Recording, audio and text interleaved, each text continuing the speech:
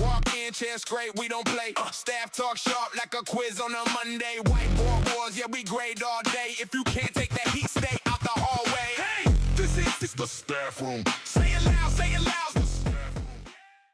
Let's get into it. All right, welcome back to the staff room, everybody. My name is Dr. Matos. Today we have some guests on the channel. Ladies and gentlemen, first to my top left with the New York Yankees hat, we have Mr. Jose. Middle, we have Mr. Stefan. And on the right, we have Mr. Ralph. So what we're going to do is we're going to be all taking a look at a video of a Chicago School District school, and we're going to have discussions from various stakeholder positions. Mr. Jose at the top left, he is going to be speaking from a parent of a child that is currently in a public school system. Mr. Stefan is going to be speaking from a parent who has a child that's currently in a homeschool situation. And Mr. Ralph is going to be speaking from the perspective of a close stakeholder and somebody who is prospectively going to be having children within the school system. The purpose of today's video is to take a look at the school, since that I see that this school has been portrayed as a typical a typical Chicago public school, when in fact, this is a video about a school called Mount Fiore. It is what they call a day school, but I know it as an alternative learning school. So again, if you're just joining us, my background is in fact in these type of settings. I am a intervention specialist. I deal primarily with teachers and implementation of various strategies to facilitate the success of students that have emotional disabilities or other disabilities that could impact their learning. This video is going to give you a very up close and personal example of what that looks like from a less off school perspective. So pay attention. This is going to be a very informational topic, but I have a feeling that everybody is going to see exactly what they should see from this video. So let's go ahead and get this thing started. At least 24 people were shot and injured between late Saturday afternoon and early Sunday morning. Police believe most shootings were gang or drug related. 34 Chicago students killed and almost 300 wounded in the past year. Chicago is now the murder capital of this country. Ever since I lost my nigga, seem like I lost my mind. If you ain't talking about no money, homeboy, don't waste my time. My young boys told that now, homeboy, don't cross the line. Doing all these goddamn drugs, seem like I lost my mind. I done lost my mind, I done lost my mind, I done lost my mind. I done lost my mind, I done lost my mind, I done lost my mind. My young boys told that now, homeboy, don't cross the line. I done lost my mind, I done lost my mind, I done lost my mind. I done lost my mind. Come on, man. I'm gay. Look at that nigga right there. Don't he look like a monkey on crack? Hey. Quit running.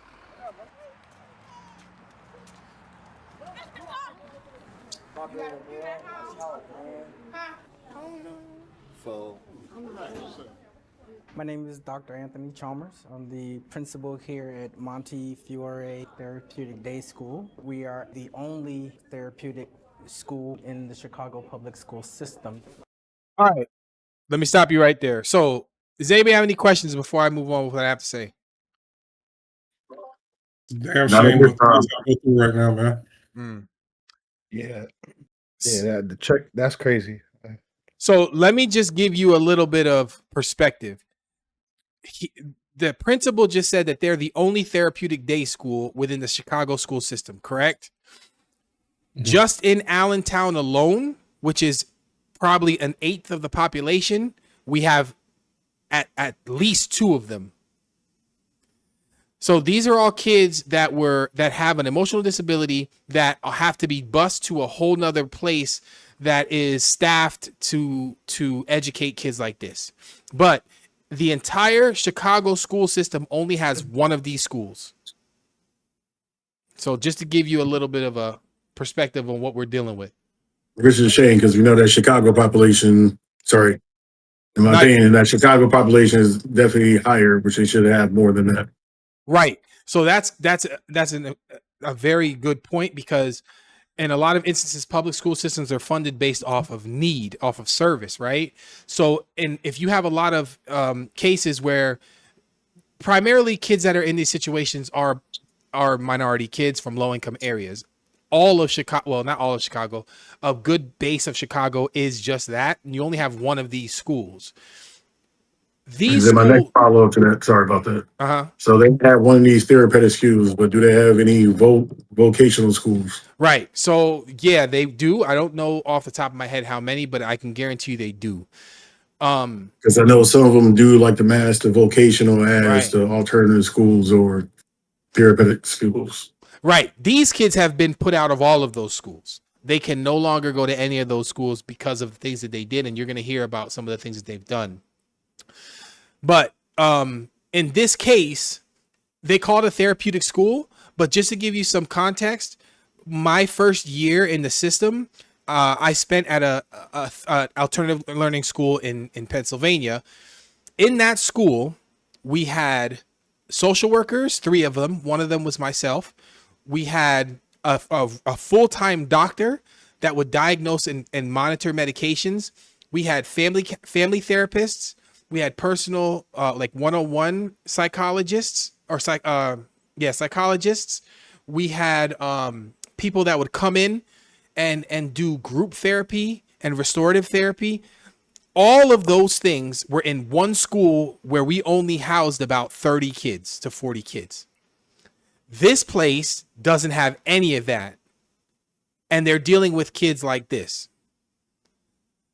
So watch what they deal with, and then you'll understand why there needs to be all of those services present. Hey, come here. I told you about playing with me, man. Come on back here. Oh, this. What you mean? What you mean, though, bro? What you mean? I knocked your big ass out for playing with like I'm a bitch, boy. Stop.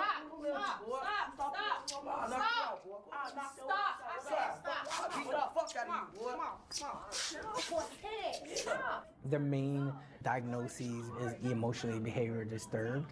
You walk in my face, I'm gonna beat the fuck out of you, boy. And then a lot of it is just aggression. Don't worry about it, man.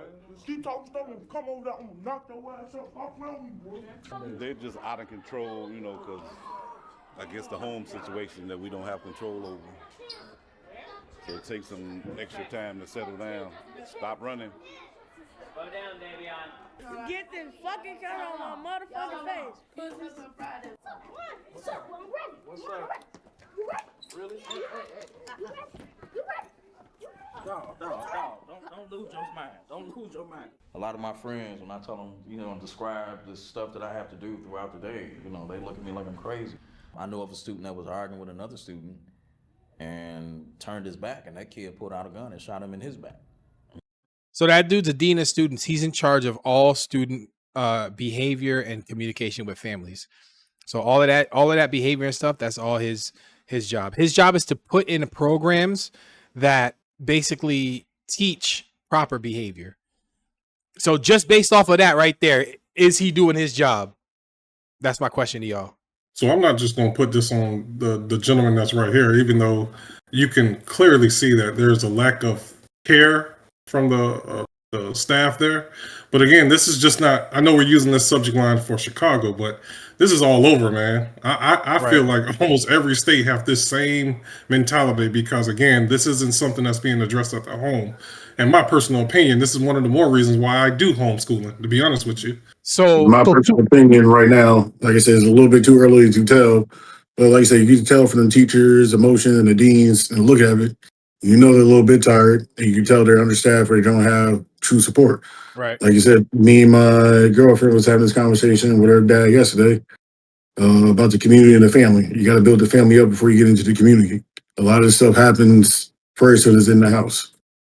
But now when they go to the schools, everybody's depending on the teachers to do this and this. That's not the teacher's job. You have to have the support with both systems in play. Right. Now, I also have a question, Mike. So the therapeutic schools used to be a school for kids that are in need of behavioral attention or aspect or whatnot.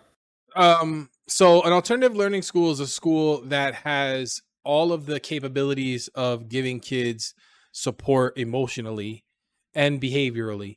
When I say behaviorally, this gentleman, his job is to put systems in place in classrooms and outside of the classrooms that promote the behaviors that they want to see. When we say behavior, we don't mean bad. We mean, for example, Mr. Jose, if I tell him to turn his camera off, right? That's the behavior I want, to turn his camera off. His job is to create a system that monitors how many times that student does that based off their IEP on their goals, and what reinforcements that student has to work for to achieve regular behavior, right? So if Mr. Jose turns his camera off 20 times, this gentleman should have a system in place that says he turned it off 20 times today. Each time he turned it off, he received a point, and those points can be used to buy things within the school. That's his job. But what makes it therapeutic is that they have doctors and all of those things in place that help the students to learn how to process their emotions.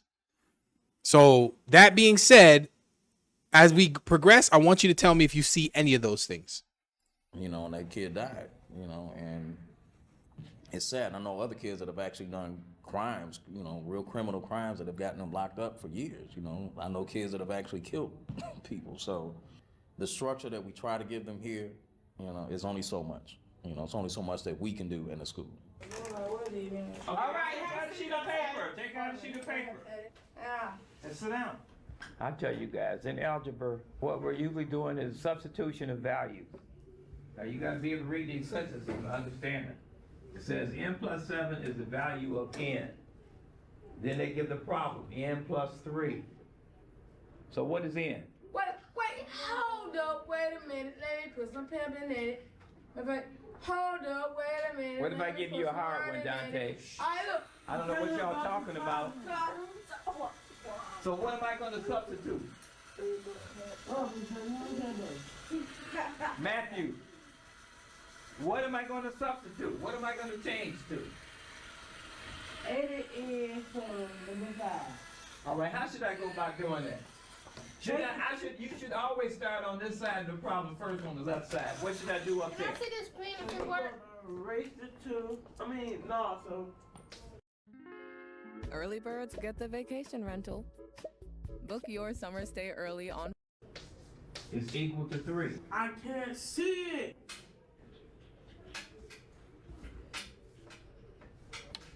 Oh, I bet I can put up some problems that you won't even know, Mr. Johnson. You probably could. Y'all think he's doing a good job? At the moment, no, because you can tell, to me, in my opinion, he looks fed up. And there's a multiple distractions, stuff going on. He's not addressing none of it. Right. He's trying to ignore it while the bad behavior is going on. And he's not like trying to show them to solve the problem. He did it himself on the board because they weren't paying attention. Yeah, but not only that, man, this is disturbing, man, on behalf of the children. Though. Like, as a teacher, as a father figure, man, they're still not even paying him no attention, bro. And it's just hard to watch that the society has changed over the years, that you'll be excited to know, like even someone like myself, to know that growing up, I didn't care less for math, but yet and still I will be still paying an adult attention to understand what the hell is in, you know? It's just sad, man. I want to finish this scene before I say what I want to say about this scene. I want to finish the scene so y'all can see how it kind of plays out. And then, in my opinion, right now, like I said, there should be somebody else in there with him. Like I said, I don't know how big that class is right now, but he at least should have a secondary or third in there. As parents, y'all are not far off at all. So he should, in fact, have another teacher in there with him as a paraprofessional. He is fed up, and you can tell. He has yet what he's doing there is modeling, but there's no engagement piece. But as far as it being disturbing, it is disturbing. My job is to differentiate between what is disability and what is just behavior. So what is a manifestation of that child's disability? So what are these kids doing that they can't control, and what are they doing that they can control? It's hard to differentiate, and he knows that. But I'm going to tell you at the end of this how to fix a lot of this that's not being done at this school, because I think that this particular school probably has no funding. They have no resources. They have nothing, or they have nothing to support what this guy's going through. But let's watch. No. And one more thing, in my opinion, I think this is like, to me, he seems like one of them teachers that has like a couple years left, where he's just trying to make it through until he can get out. Which also happens a lot. Absolutely. I believe so too. 100%. Because you could tell those people. You'll see. Okay. Let him go put some problems. Come on, put some problems on the board. Fuck that. I tell you. Fuck you. Fuck you. Give you fuck the- you. Fuck you. Oh, that. Get away from your computer. My trash didn't. Everybody That's why you gotta know how to do the problem. This guy's their behavioral support. Take the coat off. That's why you don't know how to do the problem. Take the coat off. Take the coat off. Take the coat off. I'm asking. You will get it at the end of the day. Take the coat off. So they have to have no coats because they can have weapons in there. So it's important that he takes it off. You know what's also a serious issue, and I'm going to use this same video, Mike. Imagine that teacher with those students, and however many students, was to one day tell that child, tell that teacher, shut the F up or I'll kill you. You know how much terror, and that's the first quarter. You know how terrified that dude got to go the whole year knowing that I was threatened by a 12-year-old, bro? And for that 12-year-old to be dead serious, to know that, you know, my parents might don't care for me, or my gang, or the environment I'm a part of, and he really mean that, bro. He'll end his life. In some cases, they do. In some cases, it's a manifestation of their disability. They don't have the ability to regulate their emotions, so they're gonna do and say whatever is gonna help them to regulate how they feel. So a lot of times, what I see is that when kids say that and they're emotional, as soon as they get out of the red zone, we call it the red zone. As soon as they get out of the red zone, they forget that they say it. And then, not saying you're off of what Steph said. Like I said, you got the adult in the room, and my whole thing is the whole video is this whole time. Besides the kid with that coat on, you haven't said nothing about the kid with the t-shirt on. And then you're coming in trying to regulate. It's like the same thing with adults. I like where your when they're head's in a at. different type of, when they're trying to adults in the system. I like when where your you head's come at. there talking is either is forced to be broken. But once again, knowing me as a child, I hate to be the only one singled out. Hey, I got my coat on, but it's probably two other people with a coat on. You got one with a note without the proper attire or gear on. Who are we really addressing? I could tell. And that should have been done straight out the gate. So I could tell that you have leadership training or experience because you think in terms of systems, which is exactly what I'm going to get to after the scene. Go ahead, Mr. Stefan. I got one last excerpt for that. Yes, sir. The gentleman with the coat, right? What if he's actually smart and bright, but the peer pressure of his classroom and his peers, because he's smart, they'll put him in exile, or he'll be talked about, or he'll be beat up. And so certain kids, you know what, I'm gonna create this facade that I'm thug or I'm a hard, you know, I'm not smart, I don't care, you know? It's weird, man. I want you to keep that in mind, make a mental note of it, because you're gonna see how that pans out. The coat off. I'm asking you to take the coat off. We call this shutdown, and it's typical of kids with emotional behavioral disabilities. Typically, the shutdown comes before the explosion. One more time, I'll kill.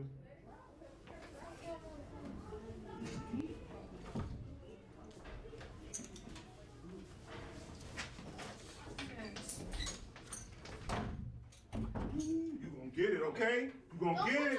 You gonna get it. You gonna get it. Face up here. No, hell no. You ain't. Trip me if you want to. You ain't going out the room. Bird, have a seat. Break it. Go on, break it. Go on, break it. Bird. Go on, break it. You got 5, 10, 15, 20. You got like 45 minutes. Have a seat. Let me out. I'm not. You don't leave this alone. No. You break that, you really going to jail. Move. Get away from me. No. Get away from me. No. Montreal, if I change that number, then you know what to do next time. All right. So let me tell you how right y'all are from somebody. This is why there's a lot of instances where parents and stakeholders do have some truth in what they say. Starting off at the beginning, I could tell you right now, there's no behavioral system in place. So those kids, when you're dealing with behavior kids, they don't have internal motivation. All their motivation is external. So if this was my classroom, right, I would have support within the classroom. I would, first off, we would not be having whole group instruction because those kids can't sit in that seat. Let's say that we are. I would have a behavioral system. So I would use like some kind of cards or token, and I'd just be throwing them at kids. Kids will be, every time they answer something, whether it's right or wrong, I'm giving them the opportunity to earn something. This teacher didn't do that at all. Not only didn't he do that, he was belittling kids. He said to the kid, that's why you can't do the work. So in this case, he started the problem. He allowed all of those behaviors within the class to continue. So now it becomes a culture. So this other kid just was piggybacking off what everybody else was doing. Then out the blue, this is another thing that I would have done differently. You have your behavior tech that came in and he didn't know anything about the problem. He just heard the commotion. Comes in, gives the student a directive, and breaks every single behavioral law. So he got way too close to the kid. He was intimidating the kid. He basically pushed all the right buttons to set the kid off. Then when the kid finally did do the behavior that he wanted him to do, which was take off the coat and put it away, instead of allowing him to sit down and reset and reinforcing it and giving that kid the reinforcement or the reward that he got for following directions, or even acknowledging or thanking him for, listen, I realize you're upset, but I appreciate you doing what I asked you to do.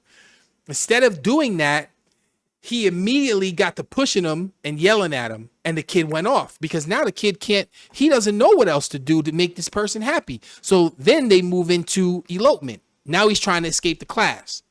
In these cases, when you get kids that are this explosive, you cannot deal with it in the class. He's trying to keep him in the class because he believes that he's trying to escape his work. My team, you already have a relationship. I make my team spend the first month of school just building a relationship with the kid. I will remove the kid just to talk. Walk around, let's talk about it, and then reinsert the kid. And when the kid is able to sit down, I will give him the reward that he earns. We use like token economies, right? And points. The rest of the kids, I'm taking their stuff because they're leading into this. So all of these systems are posted. The kids can track it by themselves. And the way that you spend your time in the classroom is important. They should not, this man's trying to teach now. There's no way these kids are learning. What are you teaching for? All I would have done was sat back and kept rewarding the kids for not feeding into the BS. So in this case, they're all over the place, but I don't believe it's their fault. I think they don't have the funding to have professionals with expertise such as myself to be able to explain these things. Keeping that kid in that classroom has destroyed that kid's classroom. And now everybody thinks that that's what that's what they can do because he's not getting suspended. He's not. He's going to go sit back down. What do y'all think?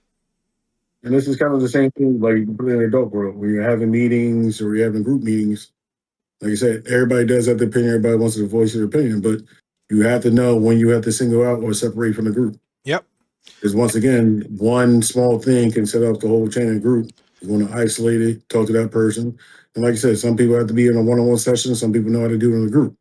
But I know when I was growing up, like I said, my opinion, if you don't want to coach and stuff, that should have been checked at the door. 2, they're already in the classroom. I already know my parents. I already know how I am. If I have my coat on, there's a reason I have my coat on and skirt on. I'm glad you said that. You're not going to tell me to take it off. You don't know if I'm cold or anything else like that. I'm glad that you said that. Regulations, they should have been checked at the beginning. Let me jump in right here. Checked at the class. Let me jump in right here. That aligns with what Mr. Stefan said. That exactly is the point. At no point did he attempt to understand what was really wrong. So in your case, I know you so well because I spent so much time establishing a relationship with you. Not saying that that's the best thing to do always, that that's going to fix everything.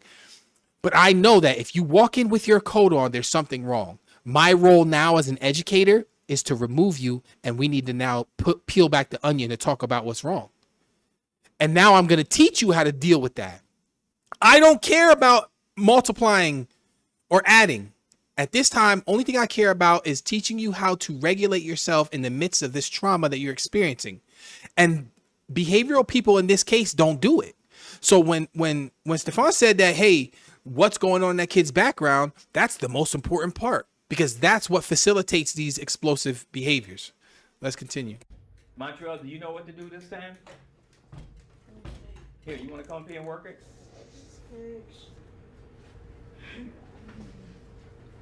I said all we do is substitute values. What's 6 times 2? 12. You're going to multiply 4 times 4. What is 4 times 4? 8. What is 4? 16. Would you be quiet? Say no damn real word. Well, I'd like to see you come up here and do one of these Shut the problems. fuck up talking to me, Mr. Johnson, before I come knock the motherfucking glasses off your face. And that's on my dead grandma's head. Didn't I tell you earlier today? I said, Shut the fuck up talking to me. Markel, I said I do not talk to you that way, and I would appreciate it if you did not talk Shut to the me fuck that up way. talking to me. I do not curse at you. Have I ever cursed at you? Yes. He's not lying. That teacher 100% has cursed at that kid before because the way he came out and just said yes that confidently, there's no way.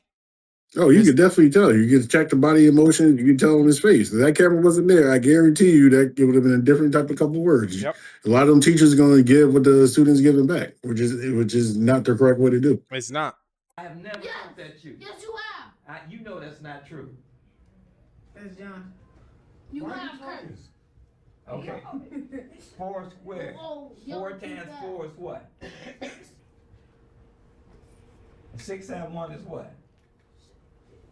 Plus 3, 96. At that point, I'm reinforcing all the kids that are doing the right thing. Everybody that's doing the right thing, I'm unloading them with points and tokens all day. And that's going to make him want to be a part of it. Because if the reward is big enough, if the juice is worth the squeeze, they're going to go against what their emotions are telling them. You know what's amazing about what I just witnessed too is because based upon this video, Mr. Matos, there's only like 8 students in that classroom right now, right? Right. So even when that meltdown situation happened, as a male figure, I would have paused the whole session. Right. Hey, let's have a conversation. You know, Right. What's going on in your world? Like, what did you do this weekend? You know, Right. let's redirect the classroom to bring it all back because apparently my man is dealing with a lot. You know, this is just a You're hard right. pill to swallow, man, to see No, what goes what on in the classroom, bro. this isn't in every classroom. This is in a different classroom, but you're right. What you're talking about is like a restorative circle. So we stop everything we're doing because nobody's learning at this point, and now we're all going to allow time to process what we're all experiencing and help our classmate, and that forms a community within our class too. We're going to help our classmate get through it. All of these things, y'all know how to do these things. You do, and these teachers also do. My point is, as an advocate for teachers, but also as an advocate for parents, at what point do we say that this particular teacher looks so strung out that he's not able to do those things anymore? And he doesn't have the support because he doesn't have the funding because the policymakers take it away for him to even want to do it. And let's not forget, in some states, if these kids don't pass the test at the end of the year, that teacher can get fired. The system itself is broken. It's crazy though, cause I like these kids. You could tell that most of these kids don't have a father figure in their life. Hold on. You can't jump to that conclusion. Huh? You still got something that still act like that with a father figure in their life. I'm You glad. can't jump to that conclusion unless you know. I'm You glad can you say, said that. hey, based off of most things, yeah, you can tell that, but can't jump to the conclusion until you see it. I'm glad you say that. Because you do have males that are father figures, they just don't know how to be one. I'm glad you say that. I'm glad you say that. You're right. You're right. You're right. You're right. Restraint is used in special education, but it's only supposed to be used when it's necessary. If they're becoming a threat to themselves or others, that's when the restraint used. So everything else has to do with your mouth. You have to be able to talk them out of something. Did any of those teachers talk them out of something? No. No. Now I want you to watch the same person. They just talked them into something. Right. Now I want you to watch the same person and how he engages in a different setting. All this stuff we doing now, you ain't even supposed to be out here today, okay? You're gonna learn all this stuff, and next year we're gonna depend on you to run it, okay? That's why we doing this, all right? That's what I'm asking for you, okay? Do what he said. It's gonna be all right. See, in my opinion, right there, either he's showing either favoritism or he knows those two kids. I don't take things. Did he give that kid any of that motivation in the classroom? No, but like I said, in my opinion, either he knows those two kids and he believes what's best for each one. He probably knows the first kid he was dealing with. I'm not saying he's a hothead. Probably knows he's a hothead. He has to be aggressive with it, but you don't know that. But he knows, as I said, I think he's going off of what he feels towards each kid. Based but he off should of have what started off with that first one. You could tell his I don't know if the motivation was different, but the way he presented a mistake was different. That kid in the classroom was just making a mistake.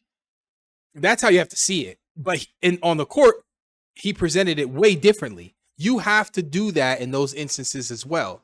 You can't just be assertive and not be motivating. Assertiveness comes after the relationship.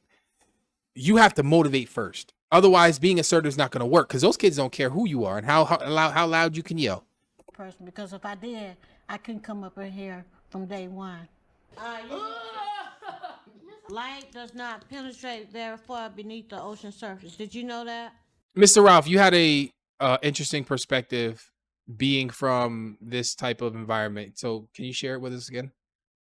All right, so I wouldn't say I was particularly from that environment, but I understand the therapeutic process of it. So where I grew up at in school, which I found out later on, they had levels in the schools. So everybody grew up with each other in the elementary schools in the same classes.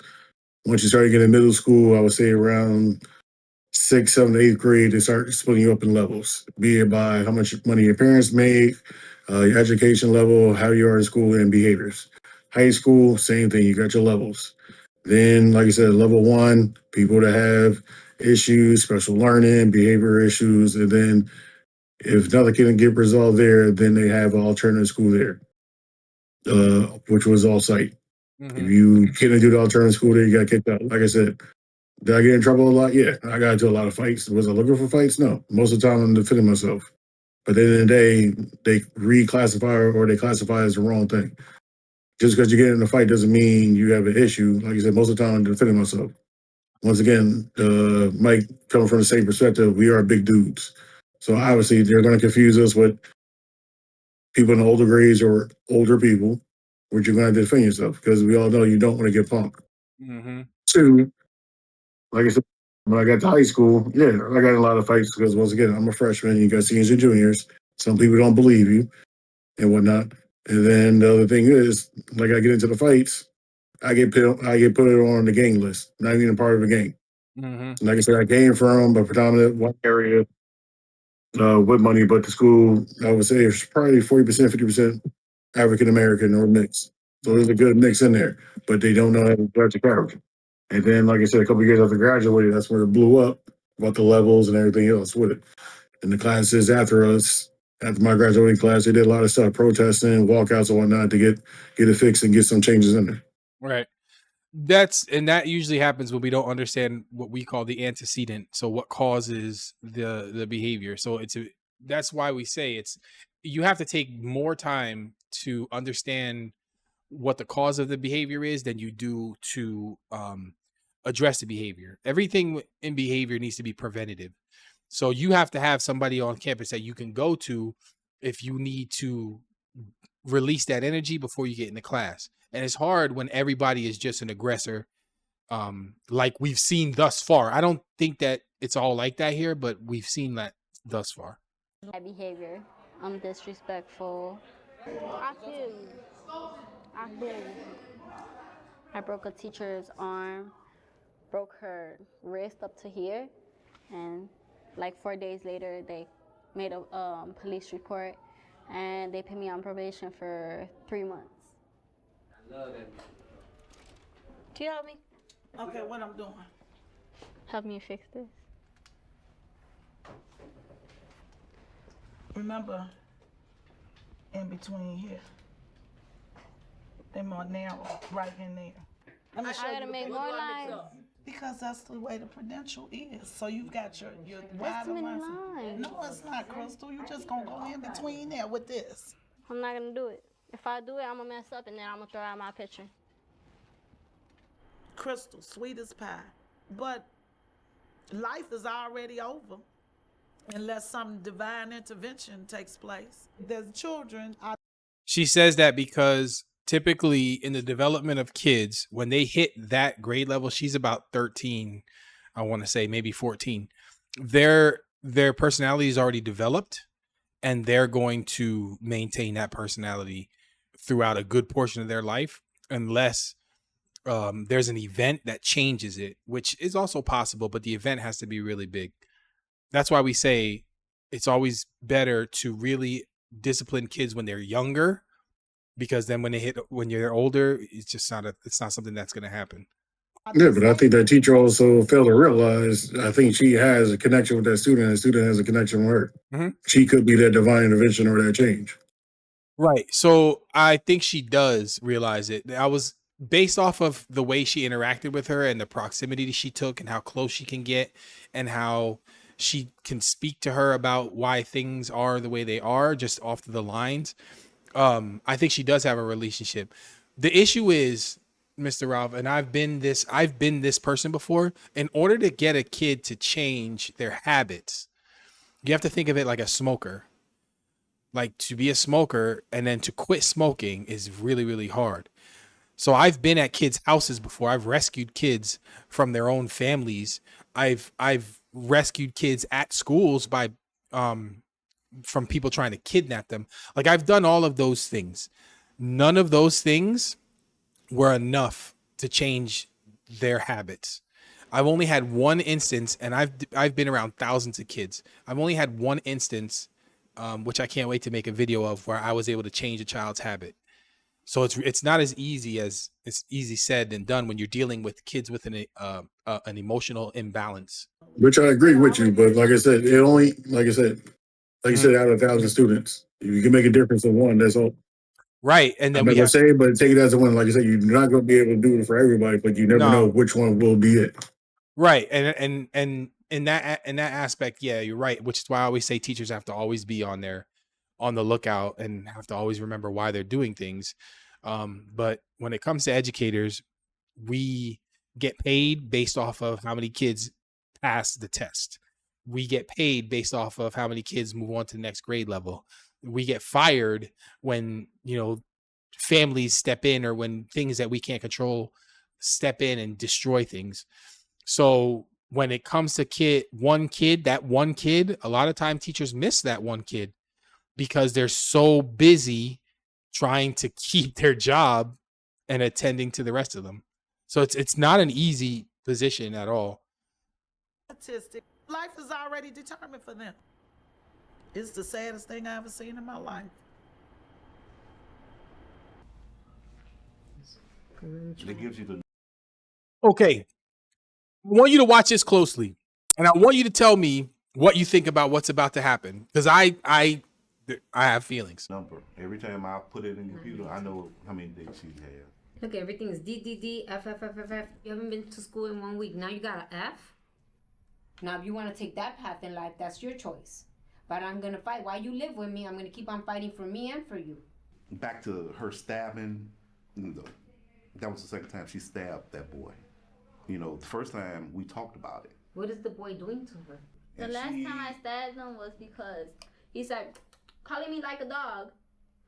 He said, you want So he's some. provoking the situation. So then I had a pencil in my hand, and I'm like, what? And I went to his face. I'm like, do it again. And he did it again, and I just stabbed him. What I keep on hearing is they provoke me. They provoke me. Nothing's being done about it. So if they provoke me, I get tired of it, then I'm gonna misbehave.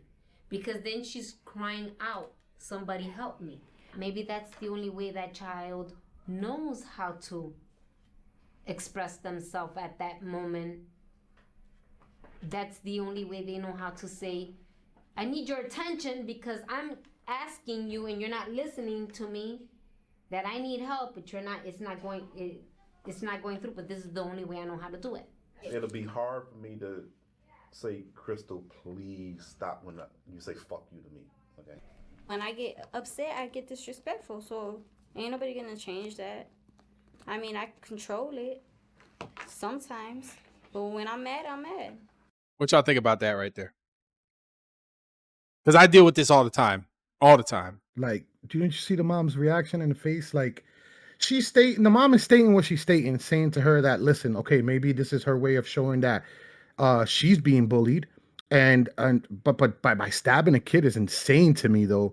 So you're encouraging her to do shit like that, then go to school and do it too. That's crazy to me. That's just my opinion. You know what I mean? Like, I don't know, something about the mom that I saw in the way she spoke to her about it. It was like, that's just my opinion on that situation, though. But Like I said, I don't think it's insane for her to stab her. Like I said, everybody goes through their spurts when they're kids and whatnot, in different backgrounds. When you're getting made fun of, what are you going to do? Either you're going to get angry, you're going to lash out physically, or you're going to try to joke back or get it off you. At that time and spot, that was her response. But when the teacher is not engaging, breaking it up, or noticing that also falls on them. But like I said before, they don't have the support system in there. Once that starts going, they should have been immediately separated. Mhm. One, you already know she has an issue with that student already, so you know more than likely it's going to happen again. And they put them in the Unfortunately, same class. Well, again, like and you said, unfortunately, that happened to, prime example, just as close to that, middle school, in the classroom. I think we were in. I think it was in the homeroom or art room, getting made fun of. And I'm trying to chase this kid around the room. So I had to push the table to corner them off, and I threatened them to stab him with a switchblade knife. One, don't have a knife on me. Two, I only said that because I was just reading the book, and I know about that. And what do you think happened? What do you think happened? That whole situation afterwards? You got expelled? You got suspended. Nope. Oh yeah, I got suspended. So they called the cops, brought me downstairs. The principal brought me downstairs, talking like nothing was going to happen. Mind you, we had a planned fire drill that day. So he timed it just about right for me to get walked out in front of my handcuffs, and this is middle school. So I had to get taken down to the police station. Had to get my parents involved. They got me out. Had to go through the judge and whatnot. They threw it out because of help from my parents and whatnot. But like I said, was it the right situation? No. Nobody cared what happened or what led up to it. I'm more fixated on because that was the principal. Was that an assistant principal that was there? Yeah, that was assistant principal. And he mentioned to the mom, this is the second stabbing of the same individual, bro. And for the mom to simply turn over to her daughter and say, I'm gonna do all I can for you and myself. What are we talking about, man? I'm from the old school era of, if my parents got called out there, you should see me bawling, crying right now because apparently I did something egregious and I'm gonna get scarred up when I get home. Yeah. Right? Yep. Or let's go to the bathroom real quick. Yeah. And all my mother, or if my father was present, it's they're not saying nothing. It's everything that parent or that adult is saying, I did, and there ain't no justification on my side. Whether I was disobedient, whether I was back talking, it's Mr. and Mrs., are we gonna have this issue going forward? Absolutely not. By the time I got to the door, my soul was gone from my body. So let me just for reference, these are emotional kids. So I just want to put this out there before I make this final statement. Are they though? Yes. So I'm glad that you said that too, because that's part of something that I wanted to touch on. What Mr. Rao said is that this is the second time it happened. This was reported before and nothing was done. This needs to be changed because it's far too common in our schools. Something needs to be done right away, right? Fine. Next thing is, I don't care if that person said anything to you, the law says freedom of speech. So if I turn this kid over to society and somebody goes and she stabs him, she learned that behavior from school. Why? Because as Mr. Jose said, there's zero accountability. There's no accountability. And that is the prime issue in our schools. That parent took what was happening and spun it and said, because he was picking on her, it's okay for her to stab him. And the principal said, there's nothing I can do when your daughter's cursing me out. And that parent continued to deflect. I don't care what emotional disability they have. If I'm going to teach this child the difference between right or wrong, there needs to be a consequence for everything that she does, which leads me to my next part. The consequences have to be present in the school too, because I'm not sending her home to that parent, because that parent's going to teach her to do the same thing over again. So consequences have to be in the school too. All of your identifications of the issue here are correct. The issue within our school system is that accountability teaches our kids that they're allowed to do this stuff. Accountability teaches our parents that they're allowed to come in and say what they want. And we can't do anything about it as a school system, because when we do, they like to sue. And another thing is, right now, you can't even touch your kids right now because you're scared that the school or somebody else is going to step in, and then you have to deal with DIFAs and the rest of the stuff. Right. Like I said, you gotta be able. I believe you're gonna have to be able to discipline as early learning. But then when you're scared because somebody's gonna call the cops or get somebody else involved and whatnot, you can't really do what you need to do. Then it was different. And our moms and parents will send us right back to school after a little butt whooping. We deserved it. We were doing stupid stuff in school. We gotta act right when we're in school. We're there to learn. You know what I mean? Right. But that wasn't the only other thing. Is like I said, on a block, you got the family there. Guess what? Yep. The block of the family you also gonna give you discipline. Also, you're not gonna act up in front of the neighbors. You're not gonna act up in the house you stay with when I'm at work or anything like that. Oh, you're gonna get it from neighbors, and It was you're a gonna village. get it from your own parents. It was different. We trusted each other as a society. What's funny is she does all this stuff, right? Her mom still go out there and want to get her Lululemon, all the newest, finest jewelry and all this stuff with that behavior, bro. Our society is twisted, bro. It's funny that you say that, because you're actually going to get to go into her house and another person's house. Check this out. During those times when you're mad and you're being disrespectful, what's Mr. Robertson supposed to do? Should he stand there and let you be disrespectful to him? What should he do? Do what he got to do. If he has to suspend me, then suspend me. She wants to be suspended. See that? So it's a psychological game that they play. Okay.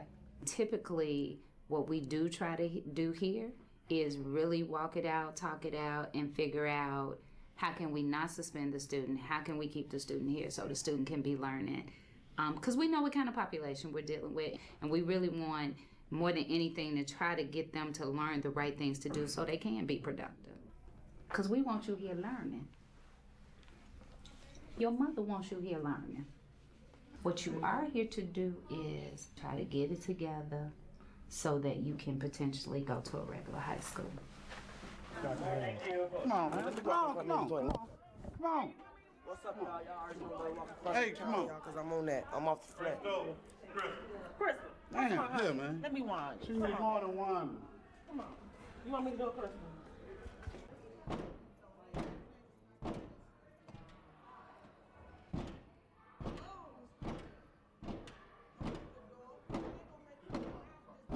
I'm just telling the truth, bro. You talk smart, Who cares? gonna get fucked up. Who cares? And watch your mouth. I'm just letting your bitch ass And know. watch your I'm just mouth. letting you know. Shut up. Don't touch me. You can't tell me what the fuck to do. And watch your mouth. Why are you cussing? Sit down, Demond. Shut up! Shut up! 2 laps. Now. Question. Why do you think he can yell in their face on the basketball court and they listen, but he can't do it in the classroom? Because it's something you want to do. It's something that they have the interest to. Right. So that's where I try to explain to people that positive reinforcement does work, but you have to have the correct reinforcer. It has to be something they like. Let's move it. You just got to get the meanness out of them. So just to piggyback what Stefan said, does that mean that they're really emotional? Because he can control it when he wants to. They told that they full of shit so long that they feel it. They done told them that they nasty so long they feel it. They told them they dumb so long they feel it. Spanky, do it again. You guys over there. Come on, Spanky, take a deep breath. Let's do it. Come on, man. It's just the second day. Do it. Now blast it back fast as you can. Come on. Come on. There you go. No, you're not. I hit me. You just went. Second ball. Now go. Get him up, Antonio. Get him up. Keep the feet up. Keep the feet up. Feet up. Straight. Straight. Come on, Antonio. Go. Come on. When you ready. When you ready. Come on. You got to do it. Just go. Come on. You got it. Go. Do it. There you go. Come on, Spanky. Come on, Spanky. Go. See how that kid's clapping in the back? That's the most reinforcing thing ever. I call it social reinforcement. I'm sure other people call it. It's part of being a team. That's where you learn that from. Yep. Team efforts and group activities. It is the most reinforcement. I'm sorry? Coach Carter, part 3. It's the most reinforcing thing ever. Sometimes you have kids that go off that are in these cluster programs and they go off to middle school and they magically are all better. And the reason why is because everybody around them is different. Is it consistent all the time? No, but the expectation of the culture in that area is different. So they usually sometimes they'll raise to the expectation of the culture. That's all right. I was about to drop the next one. All right, there you go. Everybody here, right here together. You can't be mad at the next man. If you do, you ain't a team. Life ain't fair. That's why you at Monty Fee. Okay? All right, come on, everybody. 1, 2, 3, Monty Fee. There you go. When they come in, they got attitude. They feel as though the world is against them. Our goal is get you back to your regular school. I don't want to see you here. No, man, because his ass do too much. He don't never think shit to Roberto. Why you wait for him to get way over there? Stop. He should have came in my face. All you have to do is stand in line. Exactly what he telling you. Because he always doing something on the street that they don't never say nothing to him. But you getting caught. But you getting caught. All right, tell him quit talking this shit. Oh, whack your ass. My name is Cortez. I'm 14. I just like to fight. Now, this would be my main focus on when I come to school. I'll be at home thinking about I want to fight tomorrow, so I'll plan how I'm going to start a fight off. Get in front of me! I'll walk up to the person who I want to fight and push him and say, then I'll see what he'll do. Get out my face, boy. I'm not playing with you, dummy. Don't come in my face. Let him go. Let him go. I would try to hurt him real bad or try to make him not breathe or something. That's the only reason I fight. This is my new bed. What that shit over with? Come on, this is my new bed, Chad. This is my new bed, bro. Tim, I'm about to spit on Crystal. She spit on me. He was right there and I went. And it came on me. It touched him a little bit. Yeah, I'm playing with him. What the fuck say that? Right on the bus. Get supervised. What the bus say that? Tell the nigga I don't give a fuck already. Fuck like you bitch ass nigga. Why keep trying to hit you one though? Shut your bitch ass off, boy. What? Get out of my face, man. What you finna do? I think I got him on camera. That's all I want to fight right here. Watch that. Hold him again for you. On the side with your feet. Hit his ass, Montrell. Hit his ass. Fuck you, tough. Don't act like you tough, though. Stomp your ass and get your ass. Get your ass off this crap. Yeah, so you gotta go through that one, I'm about to be so well. Once I get on my grandma, I'm for real now. Oh my God. I got me fucked up, bro. That's what I want right here, too. This is what I want right here, too. Yeah. Oh my God. Dad, watch out, boy. Come on, man. I'm not gonna be playing around with you. I got people. All right, boy, she just hit me, though, boy. You hit her. You want to send the police to Wood in Chicago? Wood in Chicago. Derek can't hardly stop this girl and Cortez from fighting. Get him! Okay. Hey, listen.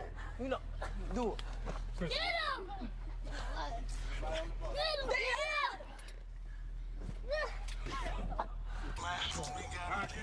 Oh my God, y'all got me fucked up, bro.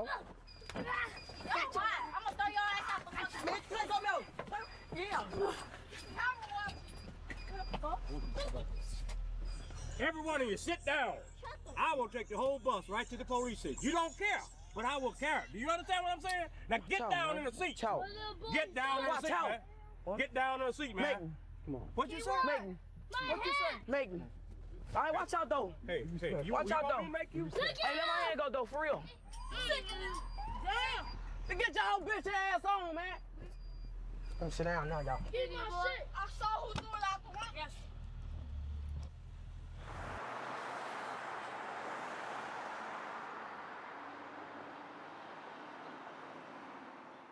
Good morning. My name is Reverend Robin Hood. I'm a local school council member at Montefiore. There's been a problem getting students here through the Office of Special Services. So we want to get to the bottom of this today. Most of the murders that happen and take place in the city of Chicago are usually kids between the ages of 12 and 18 years old that have special needs. CPS need to get this message today loud and clear. I've been a friend of the school for 20 years, fighting to keep the school open because of the service. It was so great for the kids. Y'all heard that? I'm not gonna hold you, Dr. Matos, bro. I was still fixated on the school bus scene, man. Yeah. That's one of the main reasons why homeschooling was a preference of mine.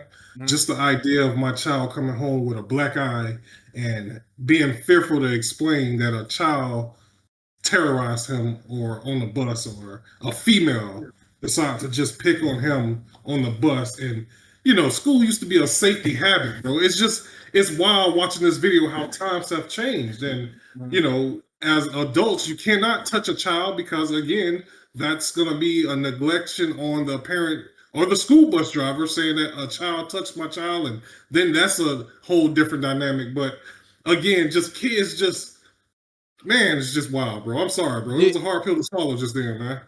Did you? Yeah, that whole bus scene was wild. So again, just to make sure that we stay within the context, this is a different group of kids, and as we all know, that kind of stuff doesn't always happen. Rarely, if ever, happens on school buses. But this is a different group. I just want to point out that sometimes we, as parents, this is why schools are important. Sometimes we as parents, and I'm guilty of this myself, have fears within ourselves that we then project onto our kids. In your sense, your fear is that this is going to happen to your kids. That anxiety is not a reality unless you make it a reality. So in my sense, it's really hard for me because I know that I have to expose my kids to other kids for them to prepare themselves to be a part of society later.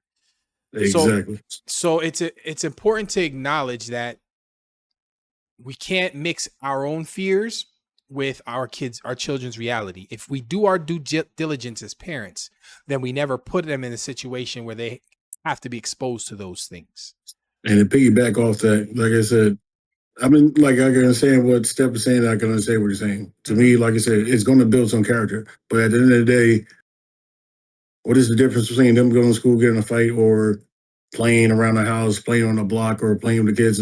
It's going to happen at some point in time. You just can't have them sheltered. There's some stuff you just can't prevent. But yeah, you don't want that happening in schooling, but you also don't want that in your neighborhood either. The difference is control. If it happens in the house, I'm there to control it. But when I don't have control over something, it's really hard for me to trust other people to handle it in a manner that I'm going to handle it as a parent. And No, I'm not saying that. No, I'm not saying in the house. I'm saying what you're talking about. But I'm saying, hey, what if your son came to? All right, I'm going to the park. Yeah, right.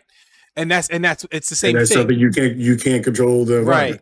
Right. It's like the same thing where I know some parents are doing this now, and some of the kids are doing this now. It's like growing up with like a firefighter, law enforcement, parent, whatever. They're some of the most overprotective and all this stuff because they're scared something's going to happen. Right. Their work is going to cross over, but you're locking your kid in, not letting them experience something or go out. Now they don't know how to function once they're able to leave because they don't get to experience some of the stuff that other kids got to experience. I can't sit here and tell y'all that when I ship my kids off to school, I'm not worried. I'm worried every day. But what I can do is that I can make a conscious decision to look back on my experience in school and say that a lot of the things that I'm worried about happening to my kids are not realistic because I didn't go through them when I was coming up. And if I chose the correct school for them to go through, I'm not going to have to worry about them going through it neither. But if they do go through it, they're going to be prepared. My son is going into, and he's going to be 3. He's going into martial arts and wrestling right at 3. My daughter is going to be protected by my son. So that's part of the parenting thing, right? So we have to make sure that we are, as parents, doing what we can to actively create a situation where kids can become as strong as they possibly can in a protected area. And school is that area. But is school that area if we're not funding it and staffing it correctly? Absolutely not. That's why it's important to get it done. Because public school is not going anywhere. Whether the orange man wants it or not, it's not. So we have to do our due diligence to make sure the staff is correctly trained. What this guy says is, oh, it's a great place for the students. And I'm like, no, it's not at all. So yeah, so just and I appreciate you and Ralph's statement regarding the whole putting your children in a situation. I was only making reference to the school bus, not schools. I get it. Anything. I too, and I appreciate what you stated too, Dr. Montos, in regards to your or past trauma growing up, because I bear witness to that growing up in a public school. I too went to a public school, and I too remember sitting, in sections to where there's class on a school bus. By the way, the jocks sit in the back. The certain cool kids sat middle, the dorks or nerds would be in the front, or vice versa. However, and getting on school buses, there were, different issues that might transcend, but even to where we are in this day and age, I bear witness to time and time again that I see kids getting off of school buses and other kids are just wailing on each other for no reason. Right. Or kids that never look like they would bother somebody, they just easily getting picked on. So again, that's just my personal preference on that. Right. There's no right or wrong answer in this case. It's what everybody feels most comfortable doing, and I think that's why it's important to have these conversations, because empathy is not a skill that we hold deeply in our country. So unless we have difficult conversations, then we would never know what the other one's thinking. All right, let's go. Yep. And that's a young man right there, look like he's about 16. Don't know why they ain't in school. There's 9:25. Usually they hang in front of the stores. They're either selling drugs or buying drugs. All the data shows that at least there are 4,000 kids to 6,000 kids that can benefit from a school like Montefiore. Okay. minute. How dirty ass ass. Do she always hit you?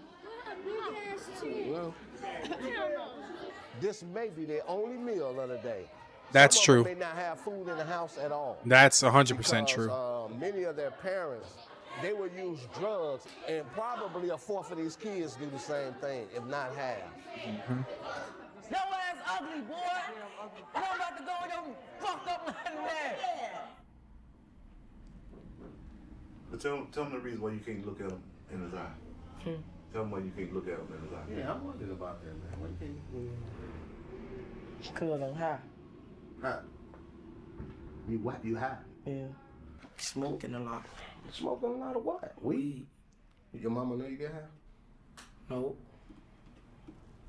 Wow. If you was in a regular public school, you would be in jail right now. You would be in jail. Reverend Hood, Yes, sir. he fought on Easter. Everybody got guns. Be careful, because if you the one to do the shooting or the killing or the stabbing, you gone for anywhere between 50 to 100 years. If you 14 and you get caught up and you get 60 years, they make you how old when you get out of jail?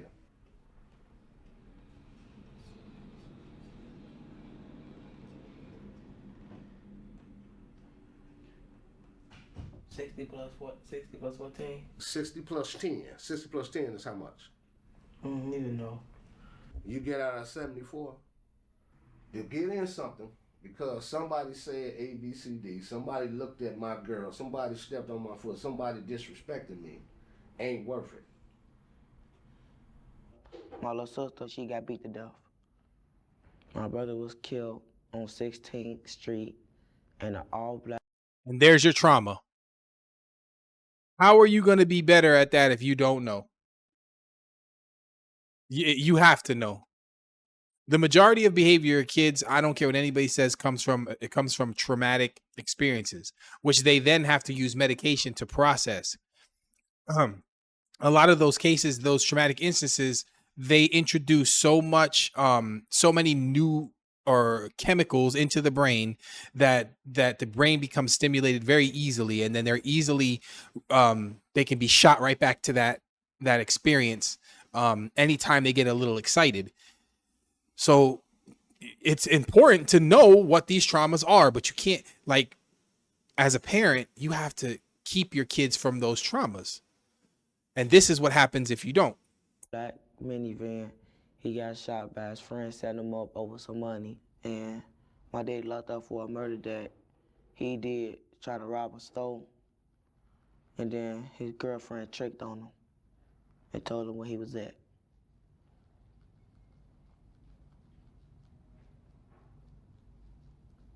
How long is he gonna be away for? Life. Right now, we at Cortez's house. He has been pulling wool over all our heads, had us thinking that he was actually on medication, taking his medication. But we found out this evening that he haven't been. There you go. So that's why in Pennsylvania, that's why we have a doctor on campus. So these are all schools that don't have the proper services. And they probably because they don't have the funding. But in Pennsylvania, we had a doctor on campus. That doctor would schedule he would prescribe the meds. They would schedule when to take them. The kids would take the meds at school. This kid's a different kid. I guarantee he's a different kid on meds. And that's because his brain needs those in order to maintain homeostasis. It's just the way the brain works. If I have a surplus of testosterone, I have to have a surplus of estrogen to balance it out, and vice versa. So it might cause emotionalities. And he's been faking it.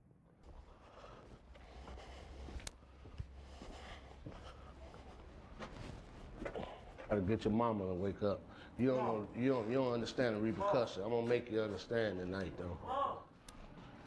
Go get your medicine. You got on up? Go get your medicine. Go get the medicine you got.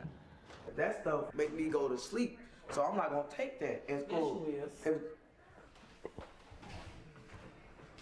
we got to get this stuff straight, because you just can't walk around with no medicine talking about you got some medicine. You know who will get in trouble? Her. He ain't understanding this. What they gonna do is call DCFS on your mama. Okay? That's what they, how you gonna tell me, man? I'm telling you what they gonna do.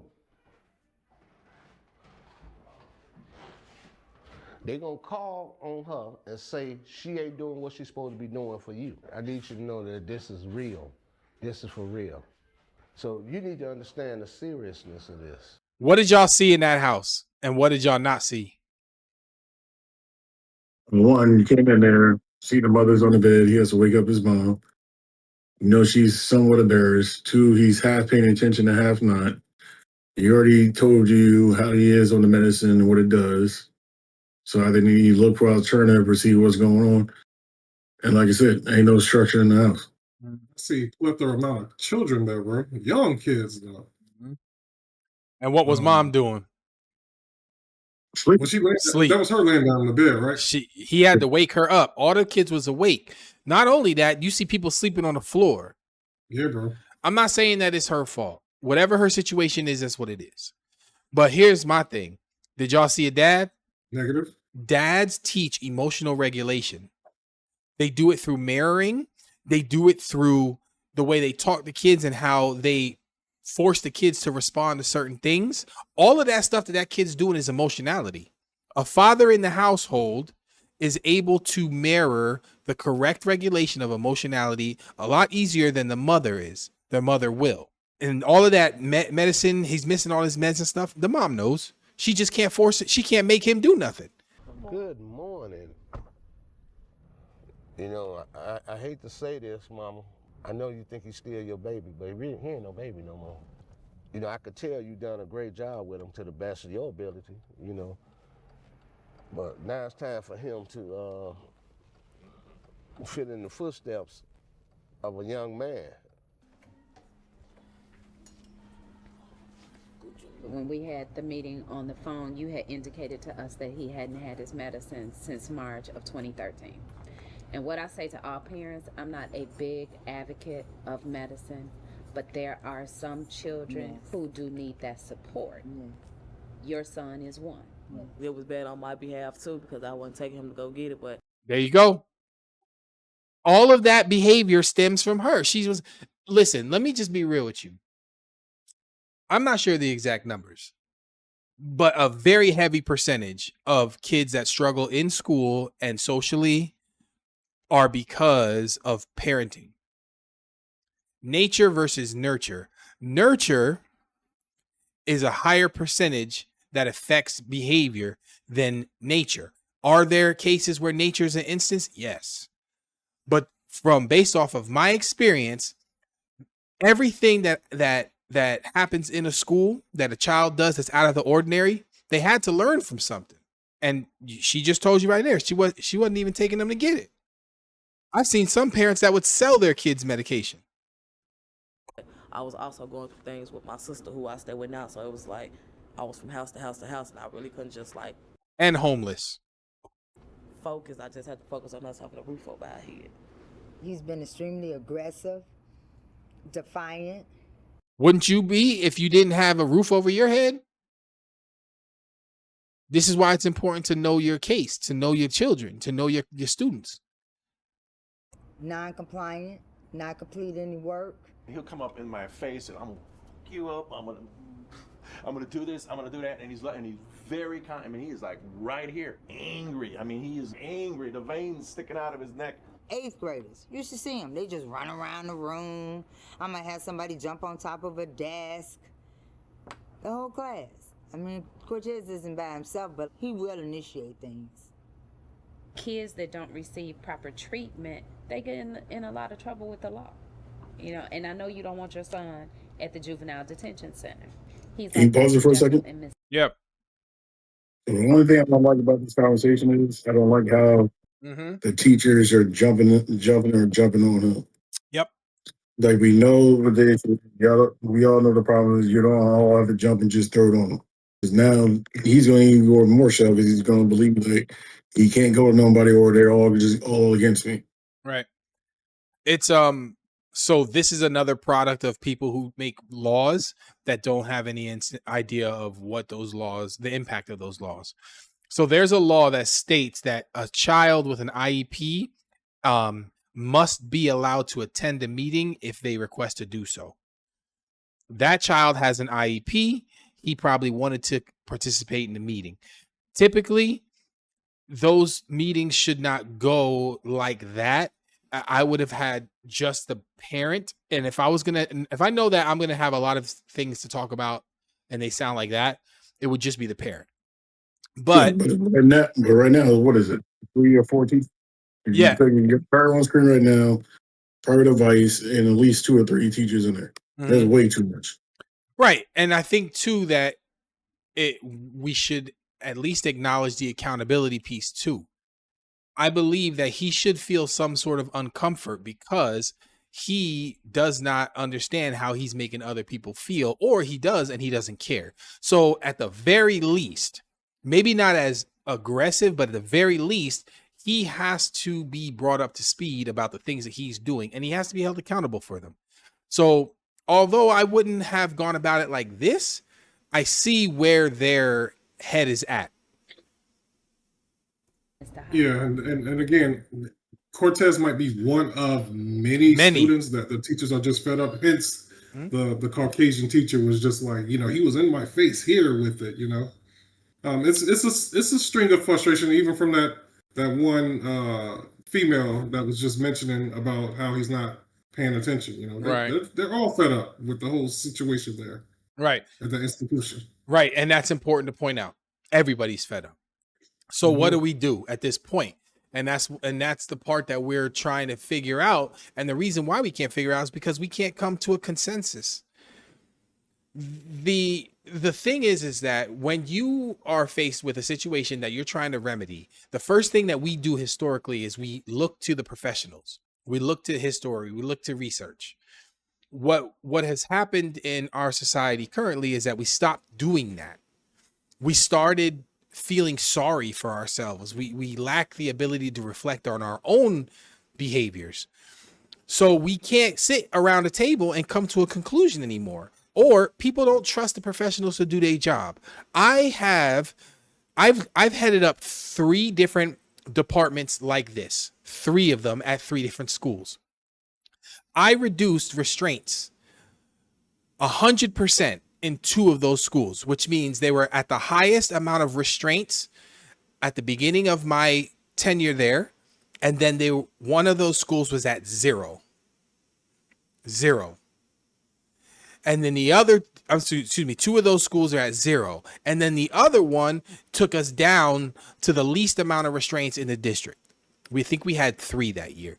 So that you can fix these situations. And I had kids just like this. I'm not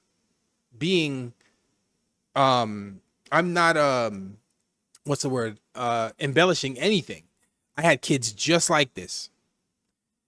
And it can be done, but you need the proper training and the proper resources. I just don't think that at this time that school has the proper resources to do so. Let's finish it up. All this going down on Cortez. Oh, and one other thing. I'm sorry, Doc. Nope, man. you're all right. Look at either you keep pausing it at a subtle point. Yeah. Even look at his face, man. That's still a cry out for help, bro. Yeah, that's a different emotion because now he's on his medication. Yeah. All right. When you're dealing with kids that have like ADHD, and I can guarantee you that he has ADHD and he's on an antidepressant. So they're unable to process their emotions because their disability it basically takes over. So they don't even know they're having the emotion. That's why when we do our de-escalation strategies, we have to identify the emotion that they're going through. In this case, he's taking his medication. His medication is now giving him the ability to process what's happening around him, and he knows something's wrong. So this is not anger that you see. This is worry. 86 years in prison. He doesn't have a father figure. It's just me taking care There of you my go. 2 boys. Wow. When last time you got a chance to see him? No, I don't even know. He even sounds different when he's medicated. Do you write him? He been in there since 2005. He just wrote him like last year. I don't want to write him. I want to see him. You want to see him? There it is. You want to go see your father? I'll help you go see him. Would you like to go see him? I'll help you go see him, man. I'll do that for you. All right.